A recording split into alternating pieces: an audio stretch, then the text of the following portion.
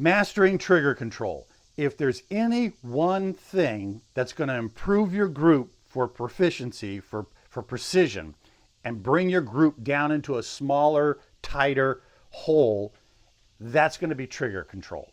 The biggest thing that people do when they're squeezing on a trigger is they're anticipating the recoil and they're apprehensive of the actual shot going off. So you call it what you want, a fear of the firearm or just lack of familiarity with shooting, whatever it is. The biggest thing that happens with new shooters is that when they come back on the trigger, they're tightening up their grip at the same time and then slapping the trigger.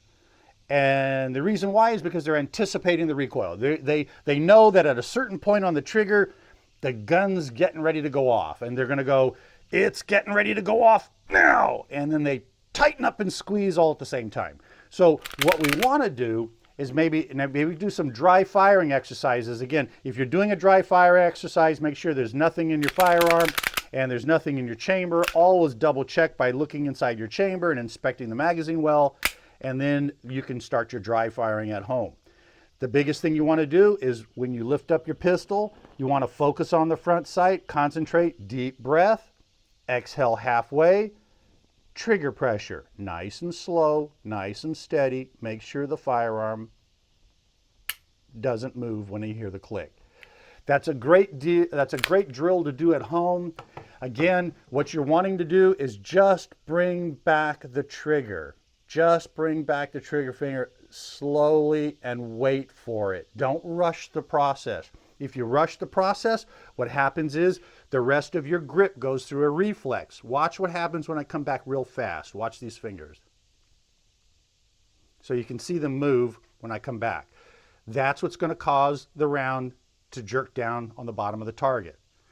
If you squeeze your hand tightly as you're coming back, that's going to cause your round to go up. And how does that happen? Watch what happens here.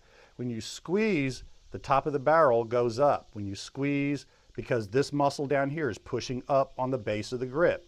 So that's called healing. So it's going to go up.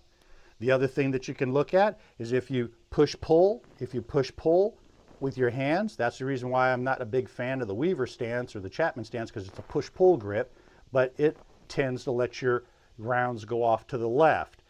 Also, if you want to tip your finger and you're finger tipping it, when you do it, you're going to push it directly to your left. Again, I like to put my finger all the way in, flush against the gun. It doesn't matter where the trigger falls on your finger. It doesn't matter. Depending on the grip could be bigger and your finger's over here. I use the same grip stance on the same grip position on my gun. I don't try to adjust my finger position to the trigger. I let the trigger fall wherever it may on the finger because I'm only bending one joint.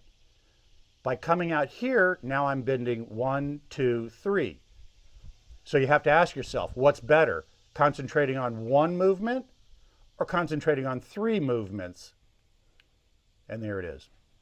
Hey, one last thing about your trigger control is that trigger control, coming back with one joint moving, it's all about the smoothness and the steadiness of that trigger pull.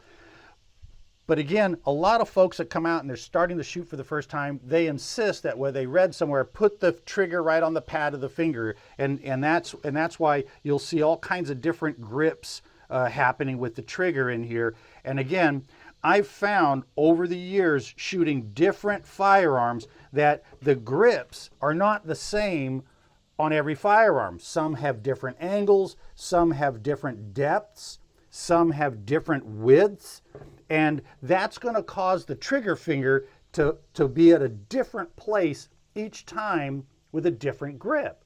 And if you're trying to keep the trigger in one place, you're altering and adjusting the grip around the pistol grip each time.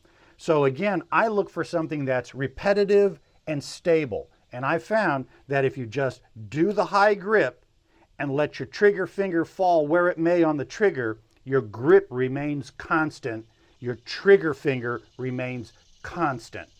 Regardless of where the trigger actually lines up on the finger, it doesn't really matter.